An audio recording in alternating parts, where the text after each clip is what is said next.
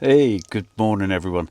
Right, so while I've got a bit of time on my hands and it's a nice bright sunny day here in South Wales, and I'm at the family home, so I can unload the boot.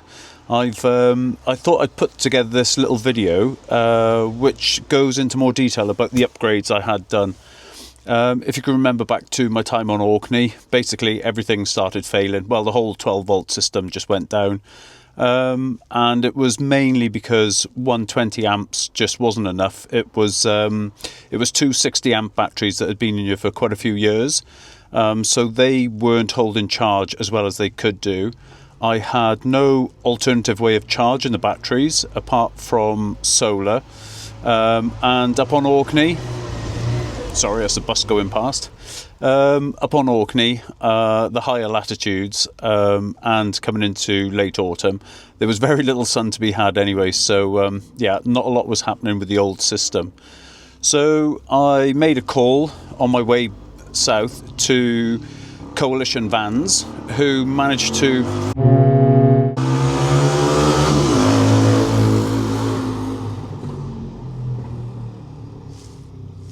seriously.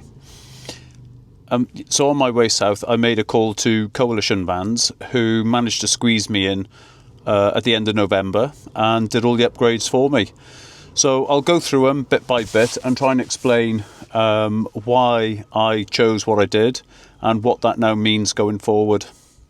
So first of all, and probably the biggest, most expensive single upgrade, was this new lithium battery. This is the 460 amp hour Fogstar Drift, and yeah, it's just been a beast. It's probably more than I'll ever need, especially with the setup I've got, and the fact I don't really use 240 volt. It's more than enough, but it does give me some sort of future proofing. So then that leads on to this here.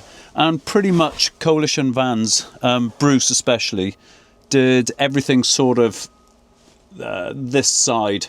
So all of these things here now, the shunts, the fuses, the boxes, etc., were all done. And it's a mega professional install, and they were just a fantastic team. So to cure the lack of secondary charging facility, I had this thing here installed, which is the Victron Orion XS, and that's a 50 amp DC to DC battery charger. So with a 460, without going into the nitty gritty, basically 9 hours of driving should take the battery from 0 to 100. But to be honest, I've been off grid since having that install for 4 days at a time with no sun, and I barely use 10%. So I don't think a 9-hour drive is going to be needed anytime soon. And to the side of that is a new MPPT 130, again from Victron. I did have an MPPT in here which was working, but I just, because it was a new install of everything else, I just thought I'd get that box put in. And what it gives me now is Bluetooth connectivity, which means I can monitor what the solar is bringing in. I can monitor also on the Orion there what the engine is pushing through, so I'd be able to know if that fails. And also, I forgot to mention, but this battery here also has Bluetooth, so I can always monitor the level of charge that's in it and the state of the battery with its 4 cells. So yeah, so in the boot then, that's pretty much it. And I was there for a day and a bit, day and a half I think it was, for the full install. And yeah, the guys, as I said, the guys did an absolutely cracking job. So that's it really for the boot. I'll take you through now to the back of the van, the seating area, where I'll show you the final install. That's a bit messy in here because I've just taken Molly out for a walk. So the last piece of the puzzle is that there, and that's a 5 kilowatt diesel heater. Again, they install all that, and that's leading back to the fuel tank of the vehicle, not not you know, you can get the ones with their own fuel tanks that you need to keep topping up with diesel. I didn't want that. I just wanted it run straight from the vehicle. It just means it's cleaner and everything else, and I don't have to worry about carrying diesel or carrying a jerry can to go and get diesel.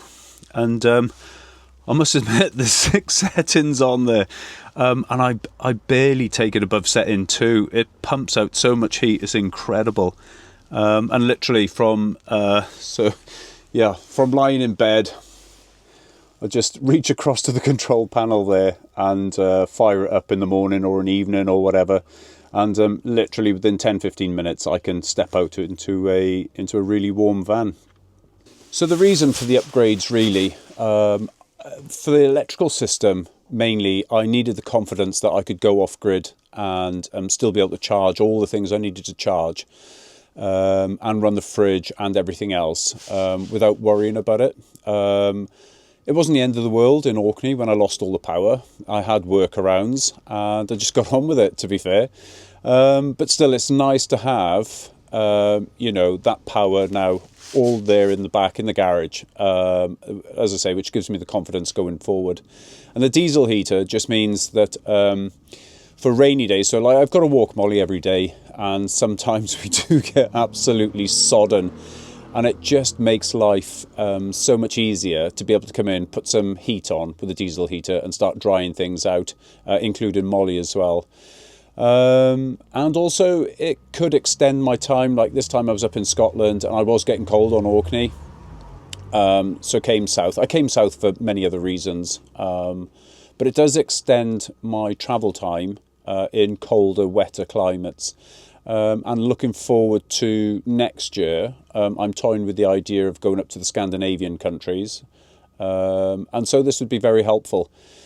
And that's pretty much where I am. As I say, so I had it all done. All the work was done by Liam and team up at Coalition Vans. And it's just, yeah, they did an amazing job. A really good, fun team to be around. Very professional, but also very funny and keen on banter, which is my kind of group.